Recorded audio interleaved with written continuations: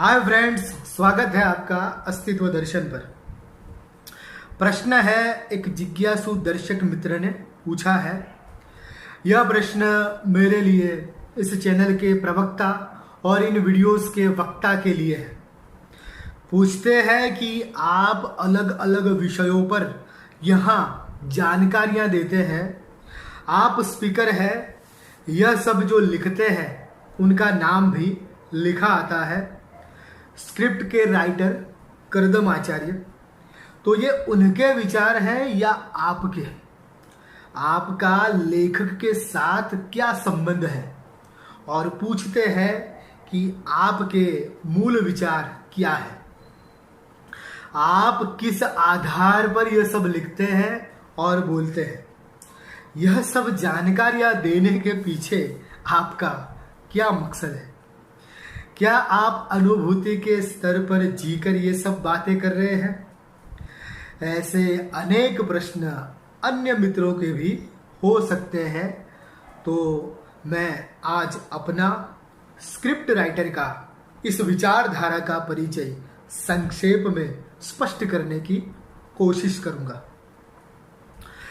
वैसे तो आप यहाँ मौजूदा 2 वीडियोस अस्तित्व दर्शन क्या है भाग 1 तथा 2 को देख लेंगे तो आपको आधी जानकारी तो मिल जाएगी और थोड़ी जानकारी हम इस वीडियो में दिए देते हैं। मेरा नाम है विश्वामित्र ध्रुपद। मैं एक एडवोकेट हूँ, वकील हूँ। दलील, तर्क, रीजनिंग, ज्ञान और बुद्धि के क्षेत्र के प्रति मेरी दिलचस्पी होने के कारण मैं उसके मूल तर्कशास्त्र और फिलॉसफी की ओर आकर्षित हुआ। वैसे पेशे से मैं कॉमर्स लाइन का व्यक्ति हूँ, लेकिन ह्यूमैनिटीज के इस विषय को समर्पित जीवन जी रहा हूँ। पहले मैं एक आध्यात्मिक खोजी किस्म का व्यक्ति था। जीवन का परम सत्य समझ लेने की चाह मेरे मन में थी। हमारा देश आध्यात्मिक संस्कृति का देश है, तो अध्यात्म की ओर झुकाव स्वाभाविक ही हम पर पड़ता है। मैंने भी अपने फ्री टाइम में जीवन के रहस्यों को खोजने की दिशा में कदम बढ़ाए अध्यात्म की ओर। सत्य की खोज के दौरान मैं एक दार्शनिक से मिला। उससे पहले मैं ओशो से प्रभावित था। उससे भी पहले मैं संतों के अध्यात्म दर्शन से जुड़ा था। कबीर मुझे प्रिय थे। दार्शनिक का विषय उस समय स्पिरिचुअल जर्नलिज्म का था। हमारे संवाद के दौरान प्रैग्मेटिस्ट फिलोसोफर विलियम जेम्स की बात करते हुए दार्शनिक ने उन्हें ओशो का मुख्य गुरु बतलाया। ठीक उसी प्रकार से एक संवाद के दौरान बाबा साहब आम्बेडकर के गुरु भी प्रैग्मेटिस्ट फिलोसोफर जॉन ड्यू थे, ऐसा उन्होंने कहा। मेरी अब तक की दीक्षा और शिक्षा से यह पूरी तरह से एक अलग अनुभव था। दार्शनिक से मैंने जो सीखा है वह बेशकीमती है। जब हम मिले तब वे वेदांत सिद्धांत और उससे संबंधित साधना एवं अनुभव पर संशोधन कर रहे थे। विलियम जेम्स एक फिलोसोफर थे। उनके वाद को व्यवहारवाद, थियरी ऑफ प्रैक्टिकल प्रैग्मेटिज्म कहा जाता है।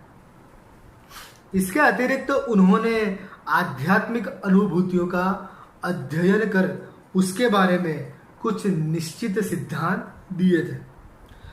दार्शनिक ने भी अनुभूति के स्तर पर अध्यात्म को जानने के लिए स्वयं के जीवन में अनेक प्रयोग किए थे। मैं खुद जिन प्रयोगों और प्रोजेक्टों का साक्षी रहा वे बड़े ही रोचक थे। उनके साथ रहना उस वक्त गुरजेफ के बारे में हमने जो सुना है उस प्रकार से रोचक था। एक लाइव व्यक्ति, जीवंत मनुष्य मैंने दार्शनिक में देखा। उनसे मैंने सबसे पहले सच्चे अध्यात्म और झूठे अध्यात्म के बीच का भेद समझा। स्पिरिचुअल मार्केट के बाजारू गुरु और सच्चे आध्यात्मिक संत का फर्क जानने के बाद मैं रमन महर्षि, दक्षिणामूर्ति शंकर, वेदांत, उपनिषदों के मार्ग की ओर आकृष्ट हुआ, जिस पर कि वे उस समय अध्ययन कर ही रहे थे। दार्शनिक इस विषय में किसी सन्यासी से कम नहीं जानते थे, क्योंकि उन्होंने विद्वत सन्यास के प्रायोगिक अनुभव से इस आध्यात्मिक दर्शन की प्रतीति के साथ उसे समझा था। मैंने भी एक सच्चे ब्रह्मचारी का जीवन अपनाकर धर्म तथा दर्शन को समझने का आरंभ किया। उन्होंने कहा था कि सिर्फ पढ़ाई से कुछ न होगा। एक समय पर साम्यवाद को समझने के लिए उन्होंने आंदोलनों में भाग लेकर रोड पर, ग्राउंड पर बतौर कॉमरेड काम करके उसे देखा था। वेदांत के मूल के विषय में उन्होंने मानो पीएचडी किया हुआ था। उन्होंने फिलोसॉफी में बीए से लेकर पीएचडी कर रहे विद्यार्थियों एवं प्राध्यापकों के समक्ष वेदांत दर्शन विषय पर व्याख्यान दिया था। School of philosophy, psychology and education, Gujarat university द्वारा भी इस विषय पर एक व्याख्यान आयोजित किया गया था। बाद में मैंने जिनसे उपनिषदों की शिक्षा प्राप्त की, वे चिन्मय मिशन के योगेश भाई देसाई भी दार्शनिक से अत्यंत प्रभावित हुए थे और योगेश भाई कृष्णमूर्ति की किताबों में दिलचस्पी लेना शुरू किए थे। मुझे मध्यस्थ रखते हुए दोनों ने साथ मिलकर कृष्णमूर्ति की एक किताब का अनुवाद भी किया था। दार्शनिक ने खुद अपने उस आध्यात्मिक साधना के प्रयोग के फलस्वरूप अनुभूति के आधार पर 3 किताबें लिखी थी। मैं खुद इस प्रयोग का अहम हिस्सा रहा हूं और मैंने भी श्रवण, मनन, निधिध्यासन, ज्ञान मार्ग, शिव भक्ति, योग, ध्यान, मंत्र का अनुभव भी किया है। वह दार्शनिक और मेरे बीच का मामला था कि वह एक प्रयोग थे, अन्यथा हम स्वयं तो इसमें पूरी तरह से डूबकर कार्य कर रहे थे। हम कुछ खास शिष्य और वे हमारे गुरु थे और हमने एक मठ का निर्माण भी किया था। उस दौरान हमने रमन महर्षि को जीने के प्रयास किए थे। कभी कभी तो मैं डर जाता, उतना दार्शनिक इसमें डूब जाते। समाधि के और भाव दशा के उनके अनुभव का मैं साक्षी हूं। उन्होंने दृढ़ता पूर्वक एवं निष्ठा से वेदांत का निधिध्यासन किया था। रमन महर्षि की अनुभूति को जानने के बाद हमने जैन बुद्धिज्म की ओर ध्यान दिया।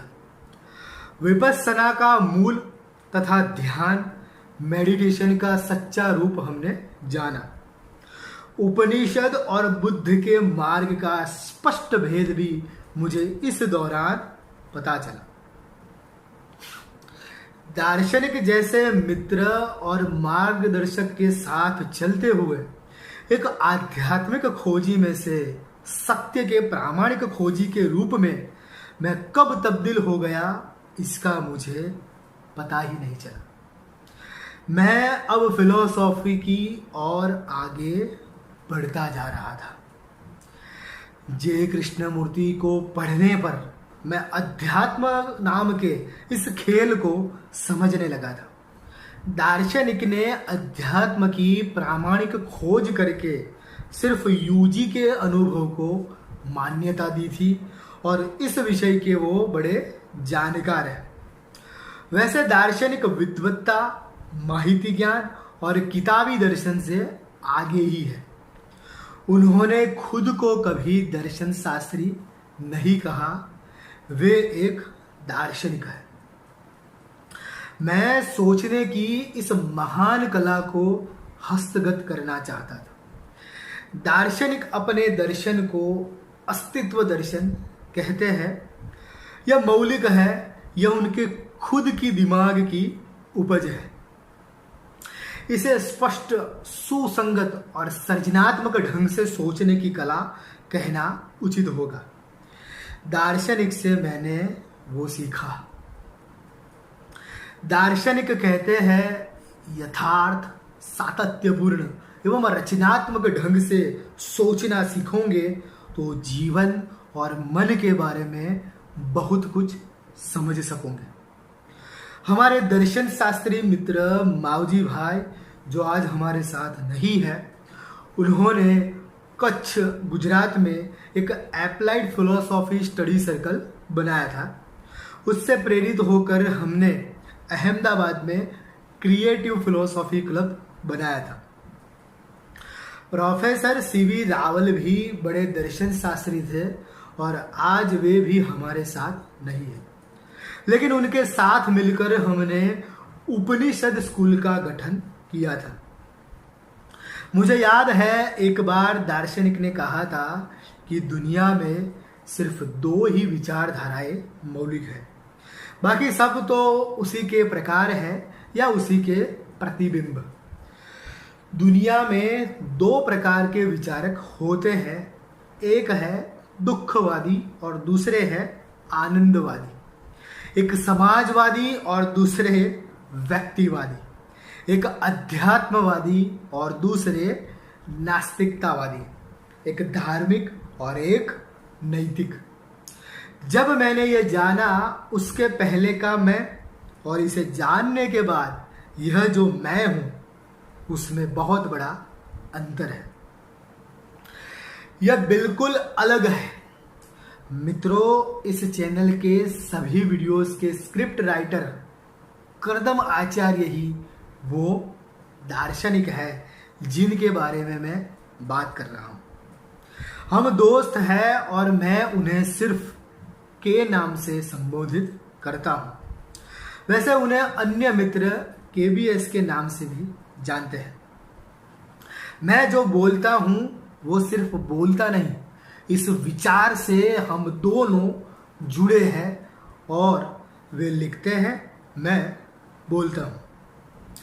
इस संवाद में हमारे एक अन्य साथी जर्नलिस्ट सुकुमार त्रिवेदी जी भी जुड़े थे। सुकुमार भी दार्शनिक हैं, वे एक अर्थशास्त्री भी हैं। उन्होंने कहा कि दुनिया में 2 ही किस्म के लोग हैं, पूंजीवादी और साम्यवादी। मुझे भी यह जानकर ऐसा ही सवाल हुआ था कि तो फिर जो इन दोनों में से किसी एक विचारधारा के नहीं होते, उनको आप क्या कहोगे? उनका उत्तर था संदिग्ध, अस्पष्ट, विरोधाभासी, अप्रमाणभूत सोच का नतीजा, अनिष्ट। मैं सुकुमार के आगे और कोई दलील ना कर सका और हम तीनों शांत थे। दार्शनिक के पास डार्विन के जीव विज्ञान पर आधारित प्रमाणों पर खरी उतरने वाली एक थियरी है। मावजी भाई ने भी अपने शुरुआती दौर में इसी विषय पर संशोधन किया था। जीव विज्ञान के साथ उसमें सामाजिक मूल्य भी निहित है, क्योंकि मनुष्य सिर्फ एक जीव नहीं है, सामाजिक पशु है। उसमें आध्यात्मिक मूल्यों का भी एक रूप देखने को मिलता है, कला का भी एक रूप देखने को मिलता है और सोचने का सही तरीका, एक संपूर्ण दर्शन उसमें निहित है। इस कीमती शिक्षा को सीखना और सिखाना मेरा ध्येय बन गया, मानो यही मेरा जीवन कर्म बन गया। एक शिक्षक के तौर पर मैं इस अनोखी अस्तित्व दर्शन की फिलॉसफी को स्पष्ट करने का काम कर रहा हूं। यह फिलॉसफी के शिक्षण का एक अलग मौलिक तरीका है हमारा अंदाज़े बयां और है, बाकी हम जो कह रहे हैं वह सत्य तो दार्शनिकों ने कहे हुए ही है। हमने इन्हें आपस में जोड़कर उसको सरल बनाया है, जिससे कि सबके काम में आ सके। हमारा अंदाज़े बयां अलग है, विचार एक ही है। दार्शनिक केबीएस अर्थात कर्दम आचार्य ने एक बार कहा था कि दर्शन शास्त्र में एक कहावत है कि फिलॉसफी का वास्तविक रूप में अध्ययन करने के लिए खुद दार्शनिक बनना पड़ता है। दार्शनिक कहते हैं विचार मनुष्य का स्वभाव है। यह उनके ट्रेडमार्क वाला वाक्य है। आधुनिक दर्शन के पिता फ्रेंच दार्शनिक रेने देकार्त के प्रसिद्ध वचन कॉगिटो एर्गो सम का ही यह एक रूप है। यह फिलॉसफी का सिद्धांत वाक्य बन गया है। I think therefore I am. मैं सोचता हूं इसलिए मैं हूं। दार्शनिक कहते हैं कि जब तुम नहीं सोचते होते तब तुम नहीं होते। विचार मनुष्य का स्वभाव है। जब तुम विचार नहीं कर रहे होते तब तुम एक सजीव मात्र होते हो, पशुवत होते हो, मनुष्य नहीं रह पाते। तुम्हारा जैविक अस्तित्व है, इसलिए तुम सोच रहे हो, और तुम सोच रहे हो इसलिए तुम्हारा मानसिक पराभौतिक अस्तित्व है। यहाँ यूजी और देकार्त की बातें अलग अलग स्तर पर समझना आवश्यक है। दार्शनिक कहते हैं एक फिजिकल एग्जिस्टेंस है और दूसरा मेटाफिजिकल एग्जिस्टेंस है। एक विचार के ऊपर निर्भर है और दूसरे के ऊपर विचार निर्भर है। इन सब महत्वपूर्ण मुद्दों पर हम आगे चर्चा करेंगे। हमारे पहले प्रोजेक्ट के विषय थे रमन महर्षि का केवल आत्मवाद और उनका महायोग। उसमें हमने जिन गहनतम आध्यात्मिक सिद्धांतों का अध्ययन एवं अनुभव किया वे थे अजातवाद, दृष्टि सृष्टिवाद और विवर्तवाद। हमारे मुख्य विषय थे अद्वैत वेदांत, उपनिषद, शंकराचार्य जो कि हिंदू दर्शन का प्राण है। इस प्रोजेक्ट के दौरान वीडियो रिकॉर्डिंग करना आज के जितना आसान नहीं था। फिर भी कुछ डॉक्यूमेंट्स हमारे पास है। बतौर सन्यासी दार्शनिक और बतौर ब्रह्मचारी में हमने इस प्रोजेक्ट को अंजाम दिया और अनुभव से इस विषय में बहुत कुछ जान लिया। जिस किसी को भी अध्यात्म की गहरी खोज करनी हो, अनुभूति के स्तर पर इसे समझना हो, तो हम उसे वो उपलब्ध करवा सकते हैं। वो हमारा अतीत था। आज दार्शनिक और मैं जो प्रस्तुत कर रहे हैं वो हमारी हकीकत की कहानी के अलग अलग हिस्से हैं कि हमने ये सब जाना। ऐसा नहीं कि हमने सिर्फ अध्यात्म के क्षेत्र में ही कार्य किया है। जैसा कि मैंने पहले कहा, दार्शनिक ने एक समाजवादी, आंदोलनकारी, कॉमरेड की तरह भी जीवन जिया है। विद्रोही, नास्तिक विचारों का प्रवर्तन भी किया है। सभी प्रकार के अनुभव तथा अध्ययन से हम गुजरे हैं। इन सब से गुजरकर हमने एक मौलिक दर्शन प्राप्त किया और आज हमारा संस्थान है जो उस विचार का प्रवर्तन कर रहा है, जो वाकई में सबके लिए आनंदमय जीवन का कारण बन सकता है। दार्शनिक कर्दम आचार्य, ऑल्सो नोन एज केबीएस, एक स्वतंत्र विचारक है।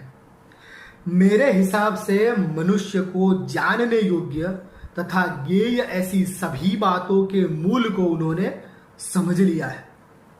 मेरी प्रामाणिक खोज में मुझे यह व्यक्ति सबसे प्रामाणिक लगा। उनकी अभिव्यक्ति मुझे समझ में आती है। बड़ी ही सरल और स्पष्ट बातें वे लिखते हैं। यह मेरी ही नहीं, हम सब की मूल सोच को शब्द दिए जा रहे हैं, ऐसा मुझे लगता है। तो केबीएस या दार्शनिक कर्दम आचार्य जो इसके स्क्रिप्ट राइटर है, और मैं जो कि यहाँ उसका पठन करता हूँ, स्पीकर हूँ, हमारा संबंध मित्रों का है, विशेष मित्रों का। यह मेरी ही सोच है। हम साथ में काम करने वाले सहकर्मी मित्र भी हैं। दार्शनिक खुद को एक कलाकार के तौर पर प्रस्तुत करते हैं। KBS an artist, art of thinking, art of words. यह शब्द एवं चिंतन की कला है, अस्तित्व दर्शन। और अंत में आप सभी मित्रों से विनम्र अनुरोध है कि दर्शन एवं ज्ञान के प्रसार में हमारा सहयोग करने हेतु हमारे चैनल पर उपलब्ध सभी वीडियोस को आपके मित्रों तक ज़्यादा से ज़्यादा शेयर करें और हमारे चैनल को सब्सक्राइब करना ना भूलें। Thank you very much.